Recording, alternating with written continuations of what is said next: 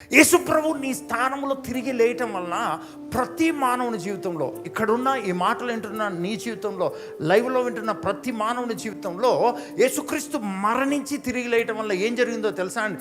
అంతవరకు తల్లిదండ్రుల నుంచి వచ్చినది, ఆదామవ్వ నుంచి వచ్చినది, పరిస్థితుల నుంచి వచ్చినది, స్నేహితుల నుంచి వచ్చినది, బంధువుల నుంచి వచ్చినది, లేకపోతే ఏ వ్యాధిని బట్టో, ఏ రోగమును బట్టో, ఏ అవమానాన్ని బట్టో, లేకపోతే ఏ చదువును బట్టో, దేన్ని బట్టో వచ్చిన లక్షణాలు, దేన్ని బట్టో వచ్చిన ఆలోచనలు, దేన్ని బట్టో వచ్చినటువంటి లక్షణాలు, అవన్నీ కూడా యేసుక్రీస్తు మరణించి తిరిగి వేయటం వల్ల వాటన్నిటితో ఉన్న మానవ జీవితం సమాధి చేయబడింది.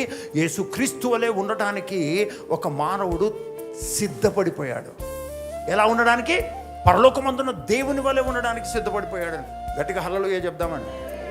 దయచేసి నువ్వు క్రైస్తవునిగా, నువ్వు క్రైస్తవేతరునిగా ఉంటే, క్రైస్తత్వంలోకి ఇంకా రాకపోతే, క్రీస్తునికి బాప్తిసం పొంది క్రీస్తుని ధరించుకోకపోతే, నువ్వు ఈరోజు స్వస్థత గురించి అడుగు, మార్పును గురించి అడుగు, ఆశీర్వాదం గురించి అడుగు, జయమును గురించి అడుగు, ఓకే.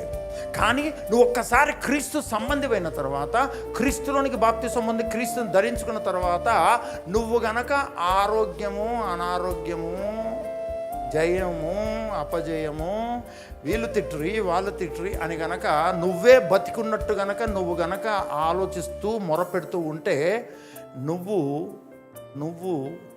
ఏ రోజు బాగుపడవు. కారణం ఏంటంటే యేసుప్రభు నిన్ను స్వస్థపరచలేదు.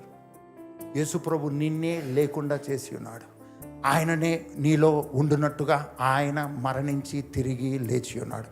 ఆధార్ కార్డు ప్రకారం నువ్వే ఉంటావు, రేషన్ కార్డు ప్రకారం నువ్వే ఉంటావు. పరలోకము నిమిత్తం నువ్వు ఉండవు, క్రీస్తు ఉంటాడు.